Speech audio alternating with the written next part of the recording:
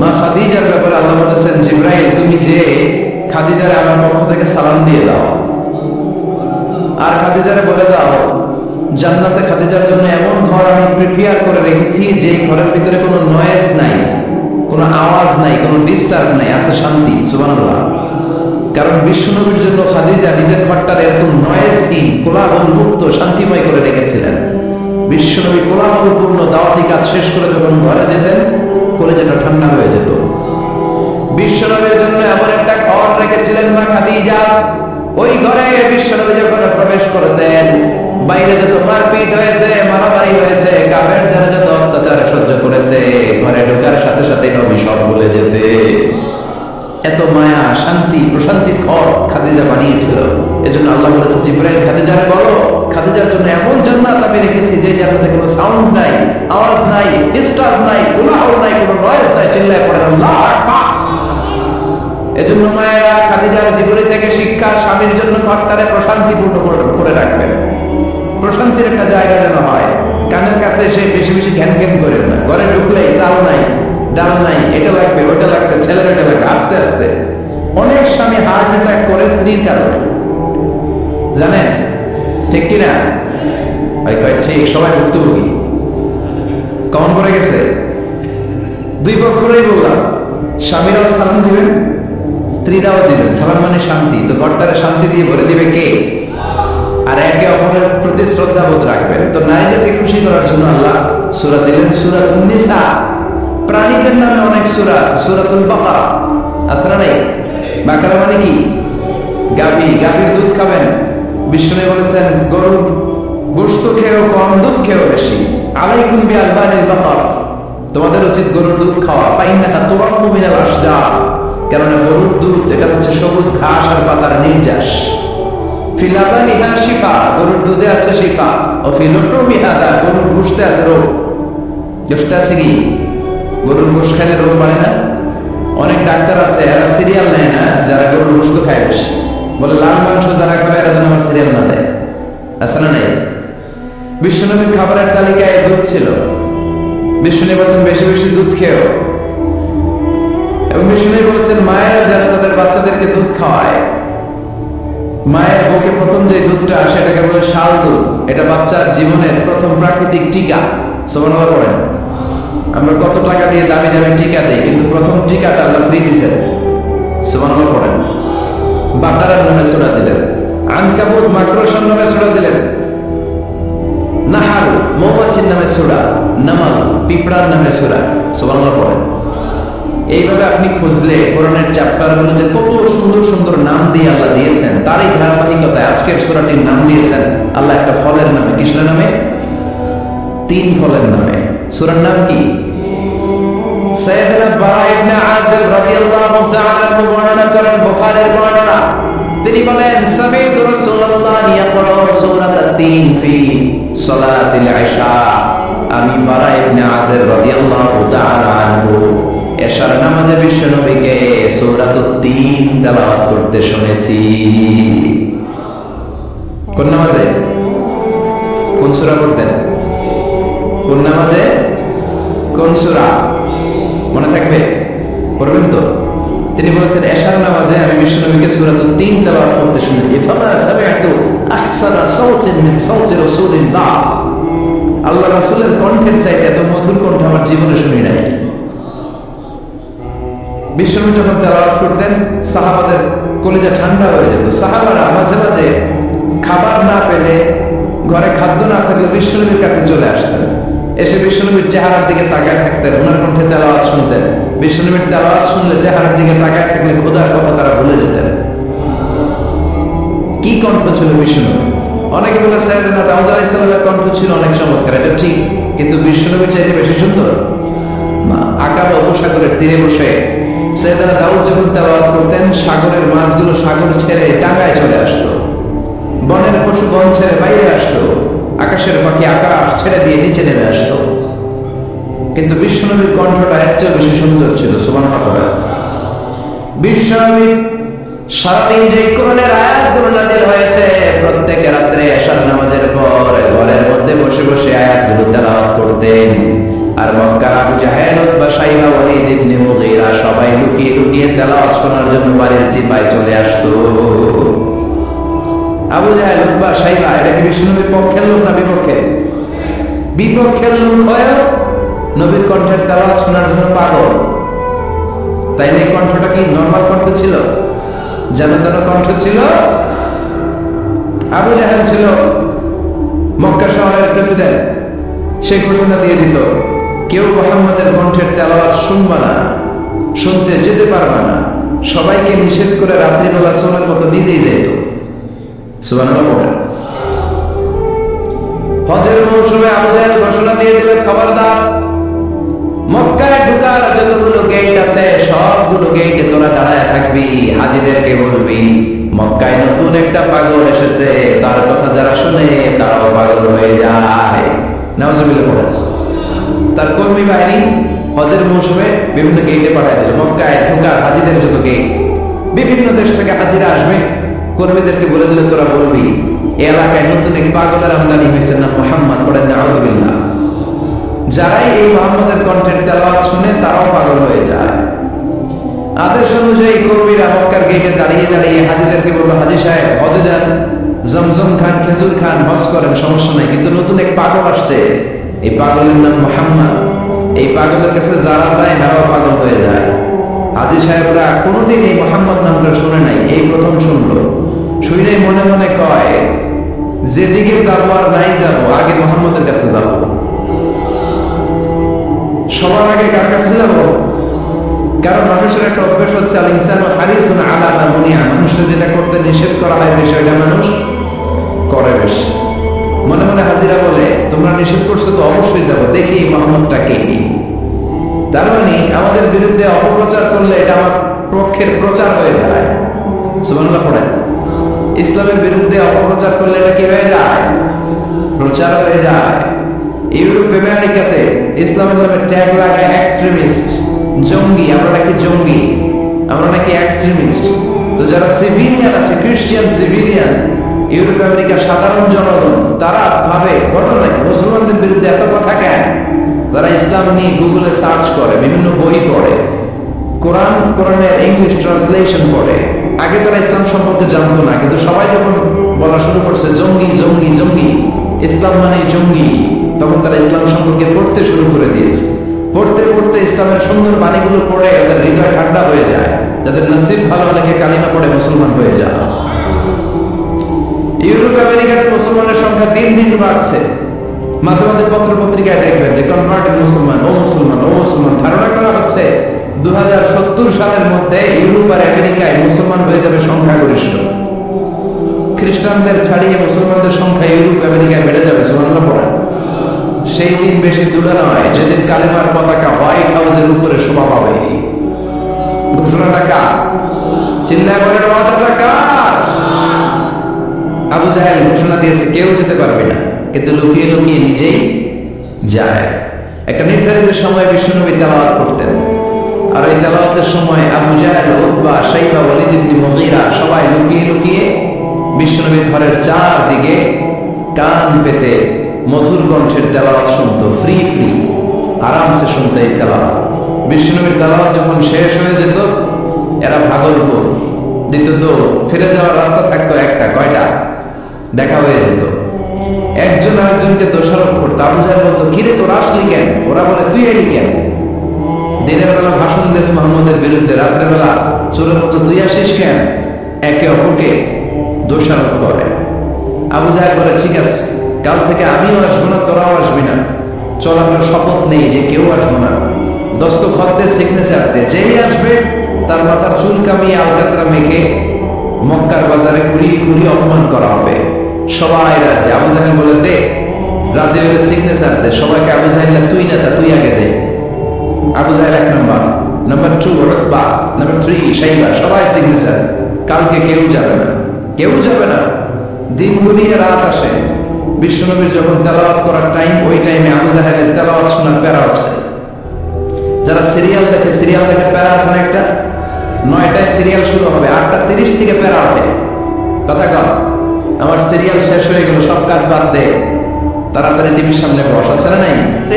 আবু জাহেলের প্যারা উঠছে, তেলাওয়াত শোনার প্যারা। টসিং এন্ড টার্নিং, বিছানায় এপাশ ওপাশ করে আর মনে মনে ভাবে হায় রে আর তো সময় নাই, এই তো শুরু হয়ে যাবে একটু পরে মুহাম্মদের তেলাওয়াত, না গেলে তো বড্ড মিস হয়ে যাবে, যাই যাই। আজকে যেরকম দস্তখত নিছি আর ধমক দিছি, কেউ যাবে না, আমি নিশ্চিত কেউ যাবে না, আমি একটু যাই। উতবা, শাইবা, ওয়ালিদ ইবনে মুগীরা প্রত্যেকেই প্রত্যেকের ঘর থেকে এই একই কথা ভাবছে যে আজকে তো যেই ট্রেড দিছে আবু জাহেল, আজকে কেউ যাবে না, আমি একটু যাই। সুবহানাল্লাহ পড়ে। আজকেও সবগুলো যে হাজির, বিশ্বনবী মন্ত্রমুগ্ধ করা সুরের ঝংকার তুলে তেলাওয়াত করছেন, আর সবগুলো মন্ত্রে মুগ্ধের মতো তেলাওয়াত শুনছে। বিশ্বনবীর তেলাওয়াত শেষ, সব দিছে দৌড়। ফিরে যাওয়ার রাস্তা কয়টা? আজকেও দেখা। আবু জাহেলকে কিরে তোরা আইলি কেন? সবাইকে আবু জাহেল তুই আইলি কেন, একে অপরকে দোষারোপ করে। এই ঘটনাটা শোনানোর উদ্দেশ্য হচ্ছে বিশ্বনবীর কণ্ঠটা যেন তেন কোনো কণ্ঠ ছিল না, এই কণ্ঠে সুরের ঝংকার ছিল, ঠিক কিনা? এই জন্য সাইয়েদনা বারা ইবনে আযিব রাদিয়াল্লাহু তাআলা আনহু বুখারীর বর্ণনায় বললেন, ফামা সামি'তু আহসানা সাওতান মিন সাওতি রাসূলিল্লাহ, বিশ্বনবীর কণ্ঠের চাইতে এরকম সুরের কণ্ঠ আমার জীবনেও আমি শুনি নাই। আর বিশ্বনবীকে এই সূরাটা কোন নামাজে পড়তে শুনছে? পড়বেন তো আপনারা? আল্লাহ তৌফিক দান করো। এই সূরাটা আল্লাহ কসম দিয়ে শুরু করছে, কি দিয়ে? তিন ফলের কসম দিয়ে। মনে রাখবেন, মান কানা ইয়াহলিফ ফালইয়াহলিফ বিল্লাহ, যার কোন কারণে কসম কাটতেই হয় সেজন্য আল্লাহর নামে কসম কাটে, আউলিয়াসমু, তার নাম হলে যেন চুপ থাকে। আল্লাহ ছাড়া কারো নামে কসম কাটা যাবে? কিন্তু আমাদের দেশে অনেক কিছুর নামে কসম আছে না নাই? আমরা কোরআন শরীফের নামে কসম কাটি, অনেক সময় কাবার নামে কসম কাটি, মায়ের বুকের দুধের কসম, বিদ্যার কসম কাটি না? কাটা যাবে? স্বীকার করে লোকেরা কি কি জিনিসের কসম কাটেন বলেন? হ্যাঁ, মায়ের কসম না, মায়ের কসম কাটা যাবে না। আর কি কি জিনিসের কসম কাটেন বলেন? আল্লাহর কসম কাটা যাবে, আর মাজারের কসম খাইছে না, মাজারের কসম কাটা যাবে। আর কিসের কসম কাটাই দেশে? বইয়ের কসম না, বইয়ের কসম কাটা যাবে না। আর আছে? হ্যাঁ, আল্লাহ ছাড়া কারো নামে কসম কাটা যাবে, কিন্তু আল্লাহ চাইলে সবকিছুর নামে কসম কাটতে পারেন। চিল্লাই কর সুবহানাল্লাহ। সে আল্লাহ বললেন, ওয়াত-তিনি ওয়াজ-যাইতুনি ওয়া তুরি সিনিন ওয়া হাদাল বালাদিল আমিন। তিনের কসম। কিসের কসম? তিন ফুলের কসম। এজন্য আল্লাহ বলেছেন ওয়াত-তিন। চিল্লাই বলেন, কি পড়েছে? সম্মানিত ভাইরা খেয়াল রাখবেন, কসম যখনই আল্লাহ কেটেছেন তখনই আল্লাহ ওয়াও ব্যবহার করেছেন। এটাকে বলে, এই যে এটা কিন্তু তাফসীরের আসল কথা, মনে রাখেন, ওয়াও আল কাসামিয়া, এটার বলে কসম কাটার ওয়াও। যত জায়গায় আল্লাহ কসম কেটেছেন তত জায়গায় আল্লাহ কি ব্যবহার করেছেন? চিন্তা করে আমরা অবাক হয়ে গেলে আমরা পড়ি ওয়াও, এই ওয়াও না, আমরা ওয়াও বলি না? অবাক করা জিনিস দেখলে কি বলে ছেলে পেলে? ওয়াও, এই ওয়াও নয়। তো যত জায়গায় কসম তত জায়গায় ওয়াও। সবাই বলেন, যত জায়গায় কসম তত জায়গায়। যেমন আল্লাহ কোরআনে যুগের শপথ করেছেন, সময়ের কসম করেছেন। আল্লাহ বলেছেন ওয়াল আসর। কি বলেছেন? ওয়াও আসর নাই। আল্লাহ পাহাড়ের কসম করেছেন, আল্লাহ বলেছেন ওয়াত্তুর। আল্লাহ ফজরের কসম করেছেন, আল্লাহ বলেছেন ওয়াল ফাজর। জিলহজের প্রথম 10 রাতের কসম করেছেন, তিনি বলেছেন ওয়ালায়ালিন আশর। জোর আর বেজরের কসম করেছেন, তিনি কি বলেছেন? ওয়াশ-শাফঈ ওয়াল ওয়াতর। তারই ধারাবাহিকতা এখানে তিনি তিন ফলের কসম কেটেছেন, আর তিনি বলেছেন ওয়াত-তিন। চিল্লায় বলেন, তিনি কি বলেছেন? মানে তিনের কসম। কিসের কসম? তিন ফল। ডুমুর ফলের কসম কেটেছেন, কারণ এই ফলের অনেক উপকারিতা আছে। এটা আরব বিশ্বে আরবদের কাছে খুবই গুরুত্বপূর্ণ সুস্বাদু একটা ফল। কালো ডুমুর হয়, সাদা ডুমুর হয়। এই ডুমুর ফল খেলে ডায়াবেটিক্স রোগীদের অনেক উপকার হয়। ডায়াবেটিক্স আমাদের জাতীয় রোগ না? ডায়াবেটিক্স আছে কার? অনেকের আছে না? এই ডায়াবেটিক্স আল্লাহ ভালো করে দেবে। কি খাবেন? ডুমুর ফল খাবেন। অনেক নারীদের ইররেগুলার মেনস্ট্রুয়েশনাল পিরিয়ড হয়, অনিয়মিত অনিয়ন্ত্রিত মাসিক। এই ডুমুর ফলের সেদ্ধ করা পানি যদি খায়, তাদের মাসিক নিয়মিত হয়ে যাবে। এটার মধ্যে অনেক স্ট্রেংথ এন্ড স্ট্যামিনা আছে। আর এই ফলটা জান্নাতি ফল। কি ফল? এটা জান্নাতি ফল। এই তিন গাছটা জান্নাতের গাছ। সাইয়েদনা আদম আলাইহিস সালামকে আল্লাহ বললেন, ওয়ালা তাকরাবা হাদিহি আশ-শাজারাতা ফাতাকুনা মিনাল যালিমিন। ও আদম, তুমি আর হাওয়া মিলে জান্নাতে ঘুরো, জান্নাতে খাওয়া দাওয়া করো, যা মনে চায় করো, কিন্তু একটা নিষিদ্ধ গাছ আছে, ওই গাছের কাছে যাওয়া যাবে না। কার কথা? সব খাও, সব করো, কিন্তু নিষিদ্ধ গাছের কাছে যাওয়া যাবে না। আদম আলাইহিস সালাম শয়তানের ওয়াসওয়াসায় পড়ে ওই গাছের ফলই খেয়ে ফেললেন। ওয়ালাকাদ আ'হিদনা ইলা আদম মিন ক্বাবল ফানাসিয়া ওয়া লাম নাজিদ লাহু আযমা। আমি আদমকে স্পেশাল একটা অর্ডার করেছি, ওই অর্ডার আদম রক্ষা করতে পারে নাই। পারবে কেমন? আদম তো ভুলে গেছে। আদম আলাইহিস সালাম কি করছে? ভুলে গেছে। ভুল করে তিনি খেয়ে ফেললেন। শয়তানের ওয়াসওয়াসায় পড়ে শুধু আদমই খান নাই, হাওয়াও খেলেন আলাইহিস সালাম। খাওয়ার সাথে সাথে ওনাদের জান্নাতের পোশাকগুলো খুলতে আরম্ভ করলো, নেকেড হতে শুরু করলেন। আদম আর হাওয়া দুইজনে কি হতে শুরু করলেন? উলঙ্গ হতে শুরু করলেন। গায়ের মধ্যে আর জামা নাই। সম্মানিত ভাইয়েরা, এখানে শিক্ষণীয় যে বিষয়টা সেটা হচ্ছে শয়তানের কাজ, শয়তানের মিশন জান্নাতেও যেটা ছিল দুনিয়াতেও এটা। শয়তানের মিশন হচ্ছে আদম জাত বনি আদমের দেহ থেকে কেমন করে কাপড় খোলা যায়, নারীদেরকে কেমন করে উলঙ্গ করা যায়। জান্নাতে যেমনি আদম আর হাওয়া আলাইহিস সালামের কাপড় শয়তান খুলেছে, দুনিয়াতেও শয়তান আমাদেরকে অশ্লীল বানাতে চায়। চিল্লায়ে বলেন ঠিক কি না? এজন্য আমার মায়ের, আমার বোনেরা, যাদের কানে আমার মাইকের আওয়াজ যায়, খবরদার, শয়তানের এই ওয়াসওয়াসায় ফাঁদে পা দেওয়া যাবে না। শয়তান চেয়েছে জান্নাতে কেমন করে মা হাওয়ার কাপড় খুলে ফেলা যায়, দুনিয়াতেও শয়তান চায় কেমন করে আপনাদেরকে নেকেড বানানো যায়। ঠিক কি না? বাংলাদেশে নারীদের কাপড় এখন দেহের মধ্যে বাড়ছে নাকি কমছে? আছি আমরা এখন জামানায়, লাজ শরম গেছে হারায়। ঠিক কি না? পাতলা শাড়ির বাহার, পাখি ড্রেস, লেহেঙ্গা পোশাক দেখে নারীর লাজে মরে যাই। হায় হায়, আছি আমরা এখন জামানায়, লাজ শরম গেছে হারায়। ঠিক কি না? পোশাক আশাক নারীদের খাটো হতে শুরু করেছে। এটা শয়তানের মিশন। এজন্য মায়েরা বোনেরা খবরদার, পোশাককে ছোট করবেন না, খাটো করবেন না, হেজাব পরবেন। এই হেজাবকে ফরজ করেছে কে? এই হেজাব আপনার অধিকার, আপনার অধিকার আপনি বুঝে নেন। হেজাব আপনার অহংকার, এই হেজাব হচ্ছে আপনার আভিজাত্যের প্রতীক। চিল্লায় বলেন ঠিক কি না? নারী অধিকারের যারা কথা বলে, নারী আন্দোলনের কথা যারা বলে, তাদের কথায় কান দিবেন না। এরা বক্তব্যের মঞ্চে উঠে নারী অধিকারের কথা বলে, কিন্তু তাদের ঘরেই নারীরা বেশি নির্যাতিতা, তাদের ঘরের কাজের মেয়েগুলাই বেশি নির্যাতিতা। চিল্লাই করে ঠিক কি না? তারাই লোহা গরম করে কাজের মেয়েগুলোর পিঠে ছ্যাক দেয়, তারাই সুযোগ পেলে ধর্ষণে সেঞ্চুরি করতে দ্বিধাবোধ করে না। চিল্লাই করে ঠিক কি না? শয়তানের মিশন জান্নাতে ছিল যেটা, দুনিয়াতেও এটা। পোশাক কি করে আলাদা করা যায়? এই জন্য হেজাব যেন আমরা বলে না যাই। হেজাব আপনার আভিজাত্যের প্রতীক, আপনার সৌন্দর্য, আপনার সম্ভ্রম, আপনার স্ট্যাটাস তো আপনার হেজাবের মধ্যে শোভা পায়। ঠিক কি না? কিন্তু দিনকে দিন পোশাক ছোট হতে শুরু করেছে। নতুন নতুন অনেক পোশাক বেরোয় নারীদের। কি পোশাক আছে বলেন তো একটা? হ্যাঁ, পাখি। আর কি আছে? লেহেঙ্গা, কিরণমালা, এগুলো পড়বেন না, হেজাব পড়বেন। হেজাবে একটা নারীকে যত সুন্দর, রূপবতী, গুণবতী, সুস্নিগ্ধা লাগে, অন্য কোনো পোশাকে লাগে?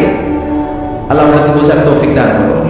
সাইয়েদনা আদম আলাইহিস সালাম, হাওয়া আলাইহিস সালাম জান্নাতের ভেতরে যখন উলঙ্গ হয়ে গেল, লজ্জাস্থান ঢাকার জন্য জান্নাতের বিভিন্ন গাছের দিকে দৌড়ায়, দৌড়িয়ে দৌড়িয়ে যেই গাছের পাতা দিয়ে তারা সেদিন লজ্জাস্থান রেখেছিল, ওই গাছের নাম ছিল তিন গাছ। কি গাছ? ওই তিনের কসম কোরআনে কেটেছে কে? সেজন্য আল্লাহ বললেন, ওয়াত-তিনি ওয়াজ-যাইতুনি ওয়া তুরি সিনিন ওয়া হাযাল বালাদিল আমিন। সুবহানাল্লাহ পড়ে। তিনের কসম, জাইতুনের কসম। জাইতুন মানে জলপাই। আওয়াজ করে বলতে হবে। জাইতুন অর্থ খাইছেন? জলপাইয়ের আচার খাই না আমরা? জাইতুন মানে জলপাই, ইংরেজিতে বলে অলিভ। তবে আমাদের জলপাই আরব দেশের জলপাই একটু গুণগত পার্থক্য আছে। আরব দেশের জলপাই একটু ছোট হয়, আমাদের গুলো সাইজে বড় হয়। আরব দেশের জলপাই একসাথে অনেকগুলো খাওয়া যায়, আর আমাদের দেশের জলপাই আবার 2-3টা বেশি খাওয়া যায় না, অনেক টক না। এই 7টা জলপাই আর একটা তিন, এই মিক্স রেশিওতে যদি আপনি রেগুলার খান, আপনার পার্থক্য রোধ হবে, আপনার স্বাস্থ্য ভালো থাকবে। আলহামদুলিল্লাহ পড়েন। এই জাইতুন গাছগুলো আরব দেশে হিল ট্র্যাক্টস, পাহাড়ি এরিয়াতে হয়, শত বছর বেঁচে থাকে। বিষ্ণু বলেছেন কুলু সাইদা ওয়া তাহিনু ফাইন্নাহা মিন শাজারাতিন মুবারাকা। বিষ্ণু বললেন জাইতুনের তেল খাও, জাইতুনের তেল গায়ের মধ্যে দাও, জাইতুনের তেল মালিশ করো, জাইতুনের ভেতরে বরকত ঢুকায় দিয়েছে কে? জাইতুনের তেল দাড়িতে চুলে মালিশ করলে দাড়ি চুল সহজে পাকে না। বিশ্বনবী সব সময় দাড়িতে চুলে জাইতুন মাখতেন। আমি নিজেও মাখি প্রতিদিন, আপনারাও মাখবেন। বাজারে পাওয়া যায়, যে বলবেন অলিভ অয়েল, কি বলবেন? অলিভ অয়েল বললে আপনাকে দিবে। স্পেনের, মেড ইন স্পেন, এদের অলিভ অয়েল ভালো। ফিলিস্তিনের যে অরিজিনাল অলিভ অয়েল, এটা ভালো, এটা খাওয়া যায়। তামরুতু বিদ্যুনি ওয়া সিবগিল আখিলিন, এটার অনেক কাজ, খাওয়াও যায়, মালিশও করা যায়, জাইতুনের ডাল ভেঙে মেসাজও করা যায়। সুবহানাল্লাহ পড়েন। বিষ্ণু বললেন নি'মা সিওয়াকে জাইতুন, জাইতুনের মেসওয়াক কতই না ভালো। ফাইন্নাহা সিওয়াকি ওয়া সিওয়াকুল আমবিয়া মিন ক্বাবলি, কেননা আমি বিশ্বনবী নিজে জাইতুনের ডাল ভেঙে মেসওয়াক করি, আমার আগে লক্ষাধিক নবীরা সবাই জাইতুনের ডাল দিয়ে মেসওয়াক করেছে। সুবহানাল্লাহ পড়েন। আপনার দেহে ব্যাড কোলেস্টেরলের লেভেল কমে যাবে যদি জাইতুন আপনি খান। দাড়িতে মাখবেন, চুলে মাখবেন। আবার সালাদের মধ্যেও জাইতুনের তেল দিয়ে খাওয়া যায়, যদি এক্সট্রা ভার্জিন হয়। লেস দেন 1% অ্যাসিড দিয়ে এটাকে পিউরিফাইং করলে এটাকে বলে এক্সট্রা ভার্জিন। এরপর আরেকটা আছে ভার্জিন, 2% অ্যাসিড দিয়ে পিউরিফাইং করে। 3-4-5% অ্যাসিড দিয়ে পিউরিফাইং করলে ওটাকে বলে রিফাইন্ড পিউর, ওটা গায়ে মালিশ করবেন। বরকত আছে না নাই?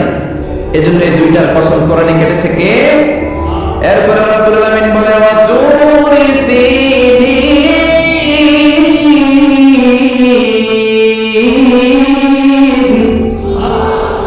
আমি তিনার জাইতুনের কসম যেমনি কোরআনের মধ্যে করলাম, সাথে সাথে তুর পাহাড়ের কসম কাটলাম।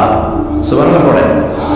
সাউথ সাইনা, দক্ষিণ সিনাইয়ে এই তুর পাহাড়ের অবস্থান। মিশরে 2টা জেলা আছে, উত্তর সিনাই, দক্ষিণ সিনাই। এই দক্ষিণ সিনাইতে 2285 মিটার উঁচু এই পাহাড়। সাইয়েদনা মুসা আলাইহিস সালাম এই পাহাড়ে উঠে কথা বলতেন কার সাথে? তাওরাতের মতো কিতাবকে আল্লাহ তাআলা কাঠের তক্তার মধ্যে লিখে এই পাহাড়ের উপর নাযিল করেছেন। কাঠের তক্তা চিনেন? কাঠ দিয়ে মোটা মোটা তক্তা বানায় না? আল্লাহ নিজ হাতে তাওরাত লিখে এই কাঠের তক্তাগুলো সাইয়েদনা মুসা আলাইহিস সালামকে দিলেন, বললেন যাও, এটার মধ্যে হেদায়েত আছে, নূর আছে, বুরহান আছে, নিয়ে যাও, বনি ইসরাইলের কাছে দাওয়াতের বাণী পৌঁছে দাও, তুমি বার্তাবাহ, যাও। সাইয়েদনা মুসা আলাইহিস সালাম দেখলেন ছোট্ট ছোট্ট কিছু কাঠের ফলকের তক্তা, ভাবলেন কাঁধের মধ্যে তুলে নিয়ে যাই, এর চেয়েও কত ভারী ভারী জিনিস আমি মুসা কাঁধের মধ্যে তুলে বেড়াই। কিন্তু সাইয়েদনা মুসা আলাইহিস সালাম তক্তার মধ্যে হাত দিয়ে দেখে কাঁধে ওঠাবে তো দূরের কথা, নাড়াতেই পারে না। সুবহানাল্লাহ পড়েন। কাঁধে উঠাবে তো দূরের কথা, কি করতে পারে না? নাড়াতেই পারে না। মুসা আলাইহিস সালাম ভাবলেন এদিক দিয়ে মনে হয় শক্ত, ওদিকে মনে হয় নরম, ওদিক দিয়ে ধরে, ওদিকে টান দেয়, ওদিকেও নড়ে না। মাঝখানে ধরে টান দেয়, নড়ে না। ঘটনা এর চেয়ে কত বড় তক্তা কাঁধে লয়ে ঘুরি, আর এগুলো ঘটনা কেন? আল্লাহ জিবরাইলকে বলেন না একটু হেল্প করতে? আল্লাহ বলেন যাও, তোমার হেল্প করতে কইছে। মুসা আলাইহিস সালাম বলেন ভাই জিবরাইল তুমি এদিক দিয়ে ধরো, আমি ওদিক দিয়ে ধরি। আমরা এরকম ধরে বলিলাম মারো টান হেইও, এই দুজনে হেইও হেইও শুরু করছে, কিন্তু তক্তা নড়ে না। মুসা আলাইহিস সালাম বলেন চলো পজিশন চেঞ্জ করি, তুমি এদিকে আমি ওদিকে, মারো টান আরো জোরে, কিন্তু তক্তা নড়ে না। মুসা আলাইহিস সালাম বললেন আল্লাহ জিবরাইলের যে সঙ্গী ফেরেশতা 11 বলো না একটু হেল্প করতে। আল্লাহ বলে যাও হেল্প করে আসো। এবার সবাই মিলে মারো টান আরো জোরে, গায়ের চম্বল জোর আছে। মুসা আলাইহিস সালাম তক্তা ধরে টান দিলেন, টানের চোটে প্রত্যেকটা লোমকূপ দিয়ে ঘাম বেরোতে শুরু করে, এক একটা টানে কোমরের রক ছেড়ে যাওয়ার অবস্থা, কিন্তু তক্তা নড়ে। আল্লাহ ডেকে বললেন মুসা রক ছেড়ার দরকার নাই, আর ঘেমে অস্থির আর ঘর্মাক্ত হওয়ার দরকার নাই। আসলে তক্তার এত ওজন না, কিন্তু তক্তার মধ্যে যে বাণীগুলো আছে বাণীগুলো কার? এটা আমার বাণী রে মুসা, এগুলো আমার কথা, এগুলো আমার দেওয়া কিতাব। এগুলো সাধারণ দুনিয়ার বাণী নয়, সাধারণ কথা নয়। এই জিনিসটা বোঝাবার জন্য তক্তার ওজন আমি বাড়িয়ে দিয়েছি। এবার ফেরেশতার সাহায্যের দরকার নাই, নিজেই টান দাও, দেখবা উঠাতে পারবা। সাইয়েদনা মুসা আলাইহিস সালাম এখন থেকে টান দিয়ে কাঁধে নেওয়া যায়। সুবহানাল্লাহ পড়েন। এই যে তুর পাহাড় তিনি মুসা আলাইহিস সালামকে দিয়েছিলেন, যে পাহাড়ের উপরে, পাহাড়টার নাম তাওরাত কিতাব যে তিনি দিয়েছিলেন, যে পাহাড়ের উপরে, পাহাড়টার নাম কি? তুর পাহাড়। বিশ্বনবী মেরাজে যখন গিয়েছিলেন, সাইয়েদনা জিবরাইল এই তুর পাহাড়ে বিশ্বনবীকে নামিয়ে বললেন, অন্ধকার, ইয়া রাসূলুল্লাহ, উদউল্লাহ, আল্লাহর কাছে দোয়া করেন।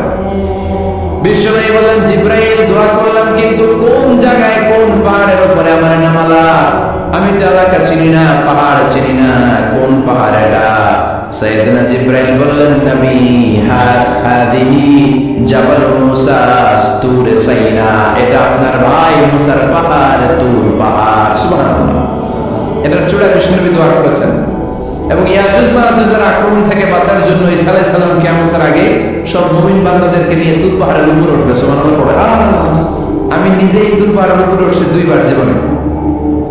আমি মিশরে ছিলাম তো, ওখানে আমি শিক্ষা সফরে 2 বার আমরা প্রায় তুরে সাইনাতে সফর করতাম। ঠান্ডা একটা এলাকা, মিশরে, পুরো মিশরে গরম, ওদিকে ঠান্ডা।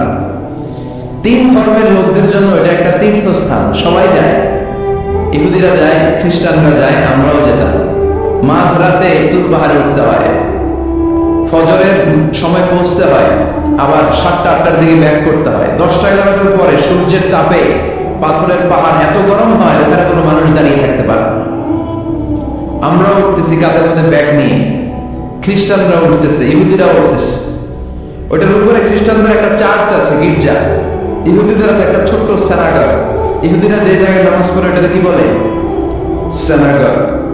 খ্রিস্টানরা যেটাতে নামাজ পড়ে ওটাকে বলে চার্চ, গির্জা। আমরা যেটাতে নামাজ পড়ি মসজিদ। আমাদের একটা মসজিদ আছে ছোট। ফজরের সময় উঠলাম, উঠে তাকিয়ে দেখি সূর্য কিরণে পুরো তুর পাহাড়ের সিলসিলাতুল জিবাল, পাহাড়ের রেঞ্জ ঝিকিমিকি আলোতে সূর্যের কিরণে চমৎকার এক আভা, রক্তিম আভা ধারণ করেছে। সবাই মিলে আল্লাহর কাছে দোয়া করলাম। এই তুর পাহাড়ের কসম কেটেছে কে? রব্বুল আলামিন বলেন, তিনি ওয়াজ-যাইতুনি ওয়া তুরি সিনিন ওয়া হাদাল বালাদিল আমিন। তিনের কসম, যাইতুনের কসম, তুর পাহাড়ের কসম, আর এই নিরাপদ শহরের কসম। এই নিরাপদ শহর দ্বারা উদ্দেশ্য হচ্ছে মক্কাতুল মুকাররমা। নিরাপদ শহর দ্বারা কোন শহর উদ্দেশ্য? মক্কা। যে মক্কার আগের নাম ছিল বাক্কা। মক্কার আগের নাম সবাই বলে বাক্কা। মক্কার নামে আল্লাহ কোরআনে একটা সূরা দিয়েছে, সূরার নাম সূরাতুল বালাদ। লা উকসিমু বিহাদাল বালাদ ওয়া আনতা হিল্লুম বিহাদাল বালাদ। সুবহানাল্লাহ পড়ে। আবার এই শহরের নাম দিলেন আল্লাহ উম্মুল কুরা, জনপদ সমূহের মা। এই শহরের মধ্যে যারা প্রবেশ করবে নিরাপত্তা দিবে কে? আবার এই শহরের মাঝখানে আল্লাহ এমন একটা ঘর তৈরি করেছে, গোটা বিশ্বের সব মুসলমান ওই ঘরের দিকে মাথা নুইয়ে সিজদায় লুটিয়ে পড়ে। সুবহানাল্লাহ পড়েন। ইন্না আউওয়ালা বাইতি উদিআ লিন-নাস লাল্লাযী বিবাক্কাতা মুবারাক। এই কাবা ঘরকে কেন্দ্র করে প্রতিদিন 120টা রহমত নাযিল হয়। চিল্লায় বলেন তো কয়টা? 60 লিত-তাওয়াফিন, 60টা রহমত যারা তাওয়াফ করে তাদের জন্য। 40 লিল-মুসাল্লিন, 40টা রহমত যারা নামাজ পড়ে তাদের জন্য। 60 আর 40 এ কত? বাকি আছে কয়টা? ওয়াল 20 লিন-নাযিরিনা ইলাল কাবা, বাকি 20টা রহমত যারা তাওয়াফ করে না, নামাজও পড়ে না, শুধু কাবার দিকে তাকিয়ে থাকে। সুবহানাল্লাহ পড়েন। আবার কাবার 4টা কর্নার আছে। একটা কর্নারের ভিতরে একটা পাথর আছে, এটাকে বলে ব্ল্যাক স্টোন কর্নার, হাজরে আসওয়াদের পাথর। এই পাথরে যেই চুমু দেয়, পাথর ওই চুমুদানকারীর জীবনের সব গুনাহ টেনে শুষে সব নিয়ে যায়। কিয়ামতের দিন আল্লাহ হাজরে আসওয়াদের 2টা ঠোঁট দিবেন, 2টা চোখ দিবেন, আর দাঁড় করিয়ে দিবেন। আল্লাহর সামনে দাঁড়িয়ে দাঁড়িয়ে হাজরে আসওয়াদ সুপারিশ করবে। আল্লাহর কাছে বলবে, আল্লাহ এই লোকটা আমার চুমু দিয়েছে, তার জন্য জাহান্নামের আগুন হারাম করে দাও। এই হাজরে আসওয়াদ পাথরের জন্য আমরা চুমু দিতে পারি, আল্লাহ তৌফিক দাও। জোরে বলেন আমিন। এই নিরাপদ শহরের কসম। শহরটার নাম মক্কা। চিল্লায় বলেন শহরটার নাম। এটার মাঝখানে একটা ঘর আছে, আল কাবা আল মুশাররাফা। লক্ষ লক্ষ মানুষ এই কাবা কেন্দ্রিক প্রতিদিন ছুটতে থাকে। আল্লাহ বলেছেন এটা মাসাবাতাল লিন-নাস, মানুষের মিলন কেন্দ্র। লক্ষ লক্ষ মানুষ এই কাবাকে ঘিরে নামাজ পড়ে। প্রতিটা জুমার দিন 10 লাখের মোর দেন 1 মিলিয়ন মুসল্লি কাবার চারদিকে জুমার সালাত আদায় করে সুবহানাল্লাহ পড়ে। আজান হওয়া মাত্রই মৌমাছির মতো মানুষগুলো ছুটতে থাকে। কাবার আজান শুনেছেন? আল্লাহু আকবার, আল্লাহু আকবার,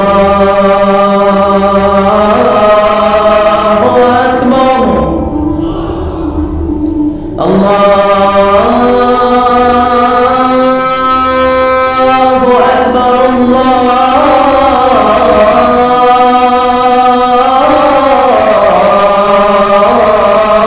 আকবার, কিশোরের আজান, কাবার আজান। আজান হতে দেরি, আজান হতে দেরি। যদি 20-30 তলা হোটেলের কোন ছাদ থেকে আপনি খেয়াল করেন দেখবেন মৌমাছির মতো ডানে বায়ে সামনে পেছনে চারদিক থেকে সারে আল হিজরা দিয়ে, সারে আজিয়াত রোড দিয়ে, গাজা দিয়ে, জাওয়াল দিয়ে, মেসফালা দিয়ে, ইব্রাহিম খালিলি দিয়ে মানুষগুলো কাবার দিকে ঢুকতে শুরু করেছে, ঠিক কি না?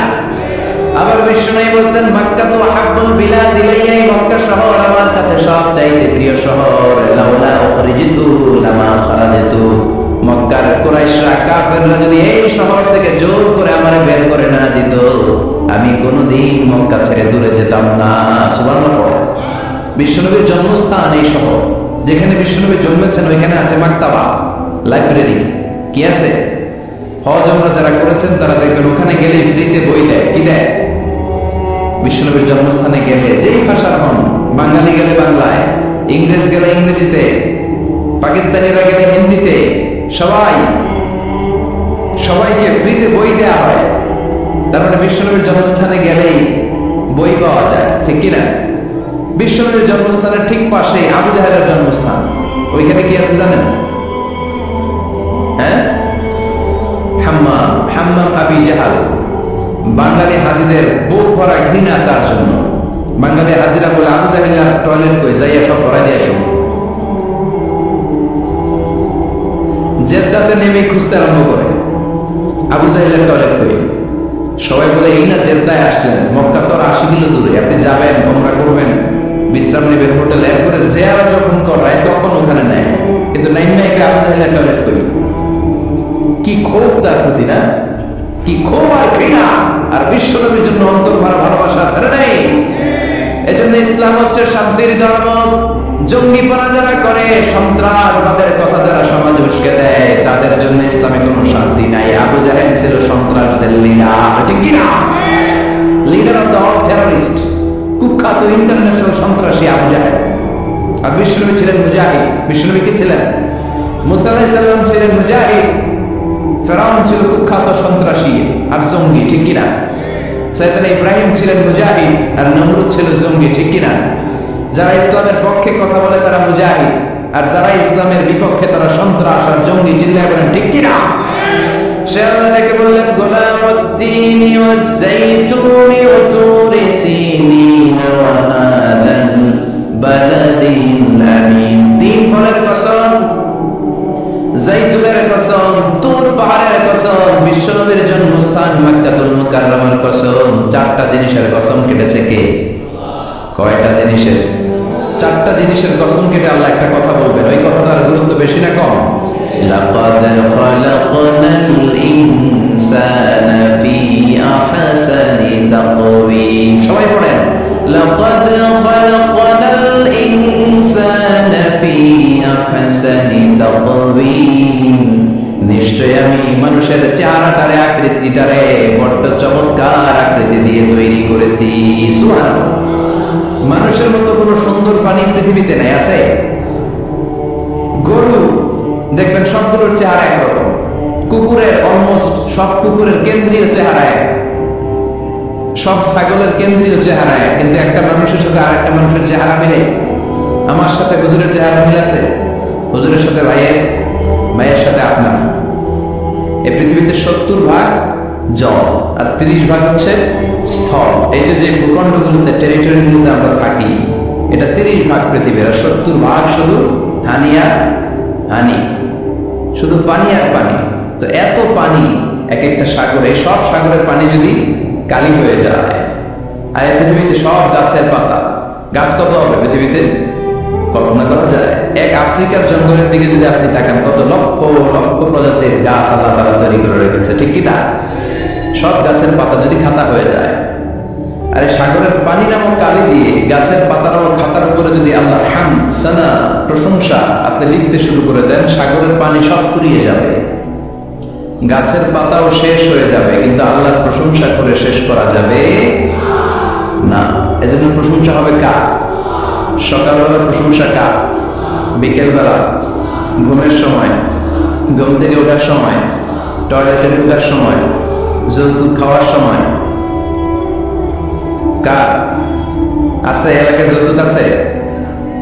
এই যৌতুকের সাথে আমাদের কোনো সম্পর্ক নাই। এটা একটা সামাজিক ব্যাধি। আপনারাই পারেন সংঘবদ্ধ হলে এই সামাজিক ব্যাধি সমাজ থেকে দূর করতে। যৌতুকের সাথে ইসলামের কোনো সম্পর্ক। ইসলাম দিয়েছে মাহা, ইসলাম দিয়েছে স্বামীর উপর দায়িত্ব স্ত্রীকে, ওয়াতুন নিসা সাদাকাতিহিন্না নিহলা, সন্তুষ্ট চিত্তে তুমি তোমার স্ত্রীকে মাহার দেবে। আর আমরা মহরবাদ দিয়ে ডিলিট করে এখানে ঢুকেছি কি যৌতুক। জাতীয় সন্তুষ্টি চিত্তে আমার একটা হুন্ডা দিবে, আছে না নাই? এখন কিনে যৌতুক কিনে এদেশে, হ্যাঁ, মোটরসাইকেল কিনে, অ্যাপাচি সব মুখস্থ, মানে প্ল্যান করে রাখছে কি নিতে হবে। ডাকায়, এগুলো ডাকায়, এগুলো কি ডাকা। দিনে দুপুরে এরা ডাকাতি করে। যারা যৌতুক খাবে এদের পরে শান্তি থাকবে। শান্তি দেওয়ার মালিককে আল কানাআতু মিনাল ইসলাম। অল্পে তুষ্ট থাকবেন, অল্পের মধ্যে শান্তি ঢুকায় দিছে কে? বিশ্বনবীর এত প্রাচুর্যতা ছিল না, অল্প ছিল, অল্প খেত, অল্প কিছু ছিল, এতেই সব সন্তুষ্ট থাকতেন। ঘর ভর্তি শান্তি ভরে দিছে কে? বিশ্বনবী একবার নামাজের মধ্যে একামত হয়ে গেল, উনি আল্লাহু আকবার বলে নামাজ শুরু করবেন। ইন দ্য মিন টাইম উনি নামাজ রেখে দিয়ে ঘরে চলে গেলেন। ফিরে আসলেন, সালাত শেষে সাহাবারা বললেন, ইয়া রাসূলুল্লাহ, এমন তো কখনো করতে দেখি না। সালাত রেখে দিয়ে আপনি মসজিদ থেকে ঘরে গেলেন কেন? বিশ্বনবী বললেন, আমার ঘরে কিছু স্বর্ণ ছিল, কিছু আনরিফাইন্ড স্বর্ণ আমার ঘরে ছিল। তা আমি আল্লাহর সামনে এমন অবস্থায় দাঁড়াতে চাই যে আমার কাছে কোনো দামি অলংকার, স্বর্ণ, টাকা পয়সা কিচ্ছু আমার ঘরে থাকবে না। এমন অবস্থায় আমি ইবাদতে দাঁড়াতে চাই। তো ওগুলো আমি আয়েশাকে বলে আসলাম যে তুমি দান করে দিও।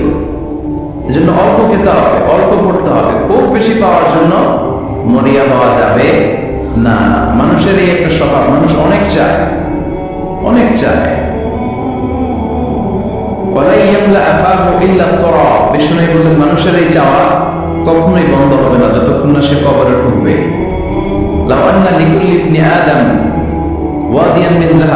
বনি আদমের প্রত্যেককে যদি আল্লাহ তাআলা একটা স্বর্ণের পাহাড়ের মালিক বানায় দেয়, কি পাহাড়, কয়টা করে, খুশি হবেন না? একটা যদি পাই অমনি ধরে ঘাবুস ঘুষ খাই। তো একটা স্বর্ণের পাহাড়ের মালিক যদি আল্লাহ তাআলা আমাদেরকে বানিয়ে দেয়, তারপর আমরা যাব কি করে আরেকটা স্বর্ণের পাহাড়ের মালিক হওয়া যায়। আচ্ছা বলেন তো, একটা স্বর্ণের পাহাড়, পাহাড় দেখছেন তো, স্বর্ণের পাহাড়ের মালিক আমি হলাম, আমার 14 পুরুষ এই পাহাড়টা বেচে খেয়ে শেষ করতে পারবে? তারপর আরেকটা পাহাড় লাগবে কেন? চাহিদার শেষ নাই। যার যত বেশি লাগবে আরো বেশি। বিষ্ণু বলেন, ওয়ালাই ইয়ামলা আফাহু ইল্লা তুরাব, কবরের মাটি ছাড়া কিছুই তাকে তৃপ্ত করতে পারবে না। এজন্য আমরা অল্প খাবো, অল্প পড়বো, অল্প জমাবো। অল্পের ভিতরে বরকত দিয়েছে কে? আর সুখে দুঃখে সবসময় আমরা প্রশংসা করবো কার? আরো জোরে বলেন কার? আল্লাহ তুমি তৌফিক দাও। বিসমিল্লাহির রহমানির রহিম। বার্ষিক ওয়াজ ও দোয়ার মাহফিল। আজকের প্রোগ্রামের প্রধান অতিথি আলহাজ জাকির হোসেন জাহেদ, চেয়ারম্যান 5 নং পীরযাত্রা গ্রুপ, আমাকে রেখেছেন প্রধান বক্তা। আমার আগে কথা বলছিলেন মুফতি আব্দুর রশিদ জাবেরি। আচ্ছা, কথা বলছিলেন আমাদের মোল্লা আলামিন ভাই, চমৎকার কথা বলছিলেন। সূরাতুল আসরের তাফসীর করছিলেন, তাই না? খুব জরুরি সূরা। ওয়াল আসর ইন্নাল ইনসানা লাফি খুসর। মানুষ বিপদের মধ্যে আছে। All the time long we are in danger. আমরা সবসময় বিপদে আছি। তবে 4টা কাজ করলে আমাদের বিপদকে কাটিয়ে দিবে কে? ঈমান আনতে হবে কার উপর? জোরে বলেন, ঈমানের পথে অবিচল থেকে আমার মরণ যেন হয়। ঈমানের পথে অবিচল থেকে আমার মরণ যেন হয়। তোমারই কাছে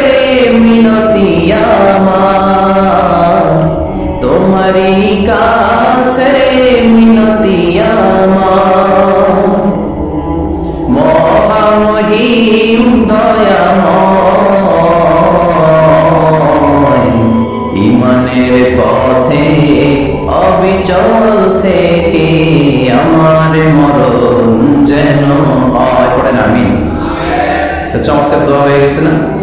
ইমানের পথে অবিচল থেকে আমার মরণ যেন হয়। আবার পড়ে না আমি তো যেই ইসলামী সঙ্গীতগুলোর নাশিদগুলোর কথা বলা সুন্দর, এগুলো তারা গাবেন, এগুলো হৃদয়কে টাচ করে।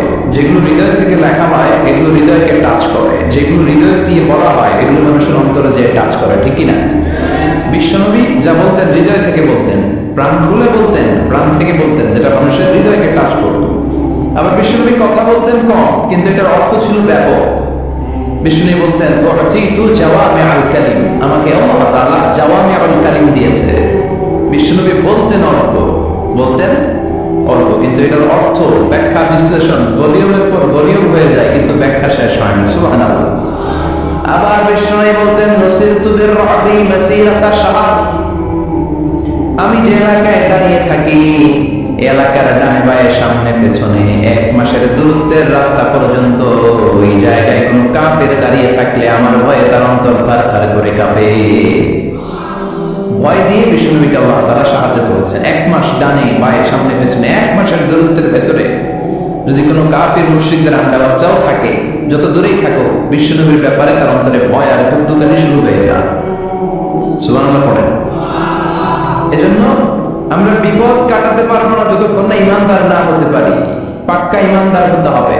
ওয়ালা তালবিসু ঈমানাকুম বিযুলমিন, তোমাদের ঈমানকে জুলমের সাথে মিশ্রিত করো না। জুলম মানে শিরক, শিরকের সাথে আমাদের কোনো সম্পর্ক নাই। ঈমান হতে হবে পাক্কা ঈমান। ঈমানের সাথে যদি শিরক ঢুকে ওটা কি পাক্কা ঈমান হয়? সালিস ঈমান হয়? মসজিদে যে নামাজও পড়েন, মাজারে যে সেজদাও দেন, এরকম আছে না নাই? মসজিদে যে আল্লাহর কাছে যায়, মাজারে যে বাবার কাছে যায়, আছে না নাই? মসজিদেও দান করে, আবার মাজারে যেও দান করে, আছে না নাই? না, আপনার এই ডবল স্ট্যান্ডার্ডকে থামিয়ে দিতে হবে, এটাকে ব্রেক করে ফেলতে হবে। আপনি চাইবেন শুধু একজনের কাছে, তিনি কে? বিশ্বনবী বলতেন ইদা সাআলতা ফাসআলিল্লাহ, যখন চাইবা আল্লাহর কাছে চাও। আপনার কার কাছে? ওয়া ইদা ইসতাআনতা ফাসতাঈন বিল্লাহ, সাহায্য যদি চাও একমাত্র কার কাছে যাবা? আমাদেরকে সাহায্য করতে পারে কে? বিপদে পড়লে উদ্ধার করতে পারে কে? কবরে মাজারে পড়ে থাকা ব্যক্তি আমাদের উদ্ধার করতে পারে? কথা বুঝতেছেন তো? সহজ না কথাটা? এতজনের কাছে যাওয়া যাবে না, এতজনের কাছে মাথা নোয়ানো যাবে না, নোয়াবো এক জায়গায়, তিনি কে? আবার বিশ্বনবী বলতেন এই শিরক হচ্ছে আফওয়ামিন দাবিবিন নামাল, পিঁপড়ার গুটি গুটি পায়ের চেয়েও শিরকটা হলো বড় সূক্ষ্ম। পিঁপড়া যেমনি গুটি গুটি পায়ে মিষ্টির দোকানে ঢুকে যায়, যে মিষ্টি নষ্ট করে, শিরক তেমনি তোমার ভেতরে ঢুকে তোমার ঈমানকে নষ্ট করে দেয়। আফওয়ামিন দাবিবিন নামাল, আপনি পাহাড় পরিমাণ গুনাহ নিয়ে, হাদিসে কুদসিতে এসেছে, সাগরের ফেনা পরিমাণ পাপ নিয়ে আল্লাহর কাছে হাজির হয়েছেন। আল্লাহ, আমি পাপী, আমি কি? পৃথিবী না জানুক আমি তো জানি, আমি কি পাপ করেছি হায়। পৃথিবী না জানুক আমি তো জানি, আমি কি পাপ করেছি হায়। আমার পাপের করলে বিচার, বাঁচার উপায় নাই আমার। দয়াময় প্রভু মাফ করো আমায়, মাফ করো আমায়। পড়েন আমি। আমরা সবাই পাপী। আমরা কি? বিশ্বনবী বললেন কুল্লুকুম খাত্তাউন, তোমরা সবাই পাপী। ওয়া খায়রুল খাত্তাইন আত-তাওয়াবুন, আর এই পাপীদের মধ্যে সবচাইতে ভালো পাপী ওই পাপী যে পাপী পাপ করার পরে তওবা করে কার কাছে?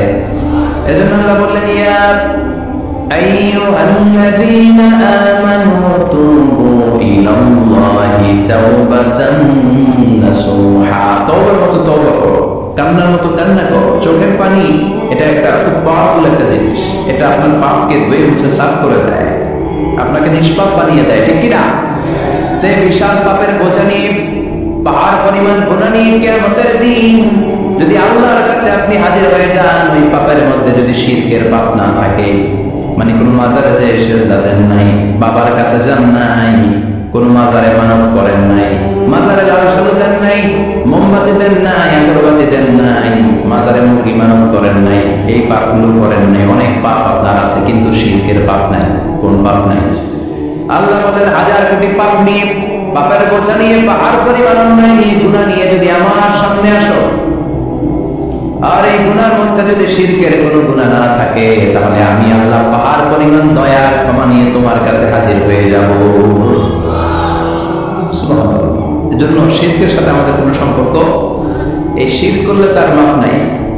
ইন্নাল্লাহা লা ইয়াগফিরু আন ইউশরাকা বিহি, শিরক করে ফেললে আর মাফ নাই। এটা ভয়ঙ্কর, এটা ক্যান্সারের চেয়ে ভয়ঙ্কর। ক্যান্সারের অ্যানসার আছে, শিরকের কোনো অ্যানসার নাই। লাইন আশরাকতা লা ইয়াহবাতান্না আমালুক, যদি তুমি শিরক করো, তোমার রোজা, নামাজ, হজ, যাকাত, জিকির গুলারে বাতিল করে দিবে কে? এজন্য শিরকের সাথে আমাদের সম্পর্ক আছে। এত ওয়াজ আমরা করি, তারপর অনেক জায়গায় ছবিতে দেখি যে মহিলারা যে মাজারে সিজদা করে থাকে। এজন্য এটা ছড়ায় দিবেন, এই মাহফিলের কথাগুলো, এই যে রেকর্ড হচ্ছে, এগুলো ছড়ায় দিবেন। গণসচেতনতার দরকার আছে। এই যত আমরা ট্রাই করে যাবো, একটা সময় দেখবেন আমাদের এই সকলের একসাথে প্রচেষ্টার ফলে এই শিরক নামক ভাইরাস বাংলাদেশ থেকে আমরা বিদায় করে দিতে পারবো। চিল্লা এখন ঠিক কিনা? এজন্য আমরা বিপদে আছি, তবে ইমানদার শিরক ব্যতি রেখে খালেস ঈমানের যদি অধিকারী হয়, আমাদেরকে বাঁচিয়ে দিবে কে? 2 নম্বরে ওয়া আমিলুস সালিহাত। কি বলছে মনে আছে তো? ঈমান আনলে বেঁচে গেল। আরেকটা কি? আমিলুস সালিহাত, নেক কাজ, ভালো কাজ। ভালো কাজ শুধু জিকির করা, নামাজ পড়া নাকি? না। আপনি কাউকে পরামর্শ দিলে এটাও ভালো কাজ। ঋণ দিবেন, ঋণ দিলে আপনার মর্যাদা বাড়ায় দিবে কে? অভুক্তকে খাওয়াবেন, বিপদে পড়লে সাহায্যের হাত বাড়িয়ে দিবেন। রাস্তায় দাঁড়িয়ে আছেন, একজন পথ চেনে না, পথ দেখিয়ে দিবেন। এটা অনেক সওয়াব। সূরা ফাতিহা একজনের পড়ায় দেন, ওই লোক সারা জীবন সূরা ফাতিহা যতবার পড়বে, তার একটা পার্সেন্টেজ সওয়াব তার আমলনামায় দিবে কে? তারপরে মানুষকে টাকা দিয়ে সাহায্য করবেন। অসুস্থ হয়ে গেলে, রক্তের প্রয়োজন হলে গায়ে রক্ত দিয়ে সাহায্য করবেন। কবুল করবে কে? রক্ত দিয়ে অনেক বড় ইবাদত, জানেন এটা? মুমূর্ষু ব্যক্তিকে যদি রক্ত দেন, আপনার রক্তের কারণে যদি কারো প্রাণ বেঁচে যায়, তাহলে আপনি কেমন যেন গোটা বিশ্বের সব মানুষের প্রাণ বাঁচিয়ে দিলেন। একজনকে বাঁচানো মানে সবাইকে বাঁচানো, একজনকে মারা মানে সবাইকে মারা। বিশ্বনবী বললেন, আল ইনসান বুনিয়ানুম মারসুস, সব মানুষগুলো হলো আল্লাহর পক্ষ থেকে সীসা ঢালাই করা প্রাচীর। একজনকে নষ্ট করা মানে প্রাচীরটাকে ভেঙে দেয়া, ঠিক কিনা?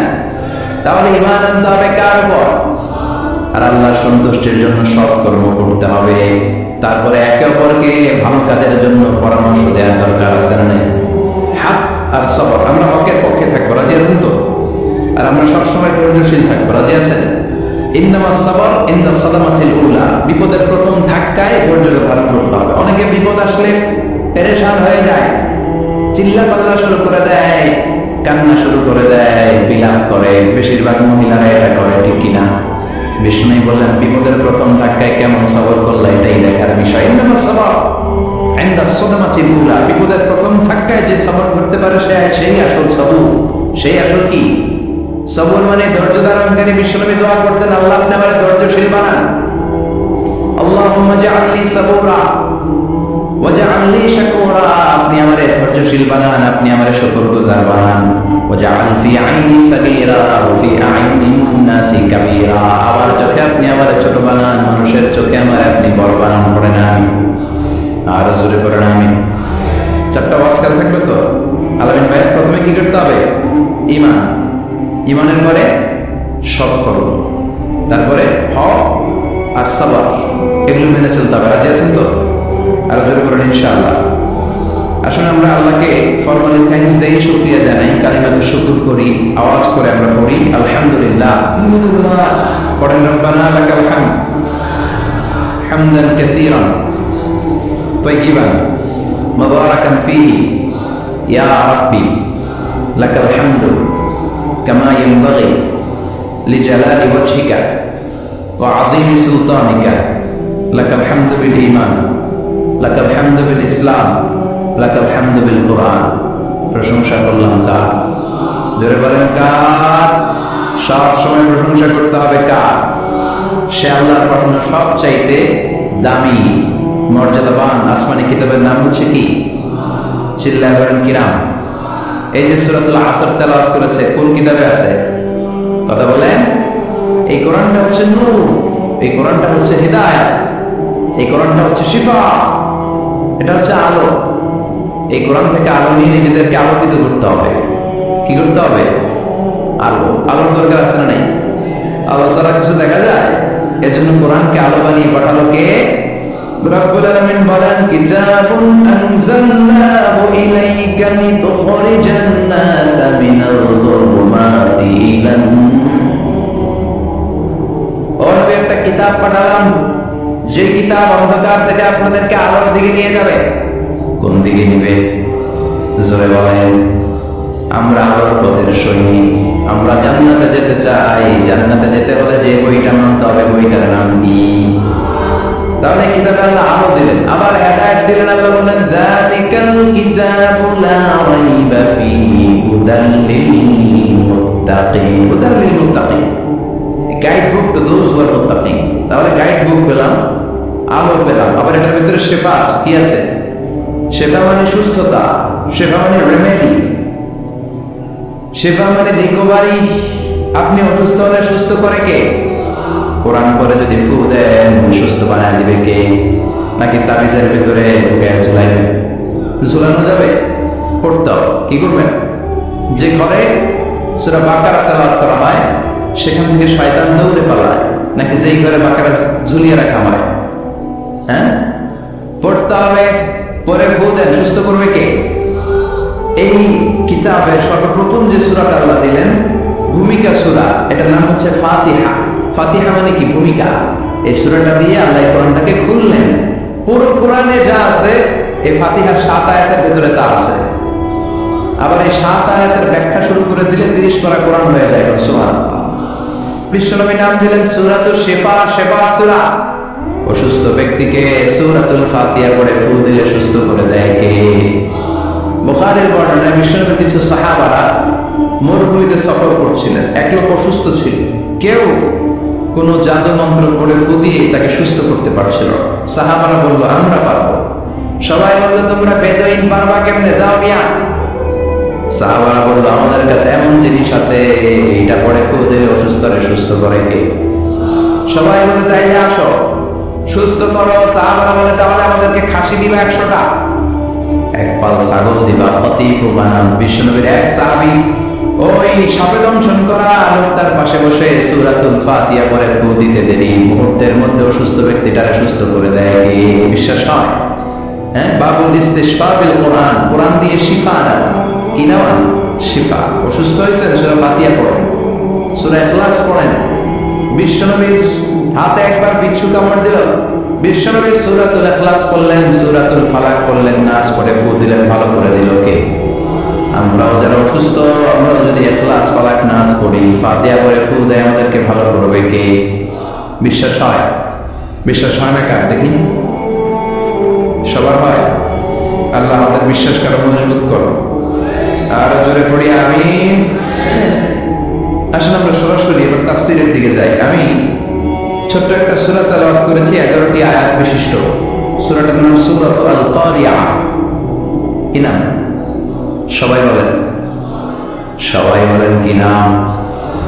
আল কারিয়া। মাক্কি সূরা। কি সূরা? সবাই বলেন। মনে রাখতে হবে, এই যে উনি সূরা আসর থেকে কি বললো, কি পয়েন্টস গুলো নিয়ে যেতে হবে, যে এটা এটা এটা। সূরাতুল কারিয়ার কি পয়েন্টস গুলো কি নিয়ে যেতে হবে, এটা এটা এটা। সূরা ফাতিহার মধ্যে আল্লাহ বেসিক কি কি পয়েন্ট হাইলাইট করেছেন, এগুলো আমাদেরকে শিখে যেতে হবে। তা না হলে শুধু আসলাম, স্লোগান দিলাম, কাঁদলাম, মোনাজাত করে জিলাপি নিয়ে চলে গেল, কোনো লাভ হইল?